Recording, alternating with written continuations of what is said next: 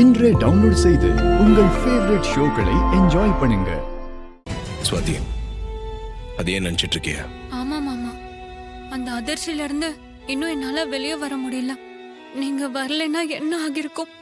அந்த பிரச்சனை தான் முடிஞ்சிருச்சுல, அப்புறம் அதே போட்டு யோசிச்சுட்டு இருக்க. நாளைக்கு உனக்கு காம்படிஷன் ஃபைனல்ஸ் இருக்கு, அதுல மட்டும் கான்சென்ட்ரேட் பண்ணு, வேற எதை பத்தியும் யோசிக்காத. நீங்க சொல்றது சரிதான் மாமா, ஆனா டக்குன்னு அதுல இருந்து வெளியே வர முடியல. எனக்கு ஏதாவது பிரச்சனை வரப்பெல்லாம் நீங்க தான் வந்து என்ன காப்பாத்துறீங்க. அன்னைக்கு ஒரு நாள் மியூசிக் டைரக்டரை பார்க்க போய் ஆபத்துல மாட்டிக்க இருந்தேன், அப்ப நீங்க தான் வந்து காப்பாத்துனீங்க. இன்னைக்கும் நீங்க தான் வந்து காப்பாத்துனீங்க. ரொம்ப நன்றி மாமா. ஸ்வாதி, எதுக்கு பழசியே பேசிட்டு இருக்க? நான் கொஞ்ச நேரத்துல திரும்பி வந்துடலாம் தான் ஷீலாவை பார்க்க போனேன், ஆனா அங்க என்னென்னமோ நடந்து போச்சு.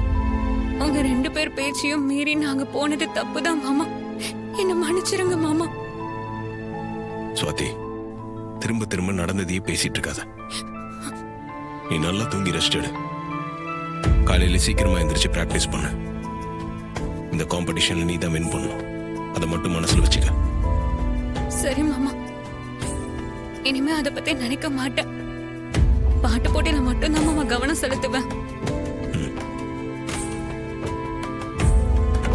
சரி, நீ கொஞ்சம் படுத்து தூங்க, நான் வந்துடுறேன். ராஜா, என்ன?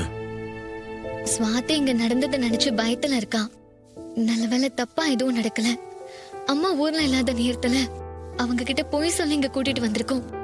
அவளுக்கு எந்த ஆபத்தும் வராம நல்லபடியா வீட்டுல கொண்டு போய் சேர்க்கணும். அது வரைக்கும் நம்ம நிம்மதியா இருக்க முடியாது. அங்க நடந்ததை பத்தி அவகிட்ட எதுவும் பேசிட்டு இருக்காத.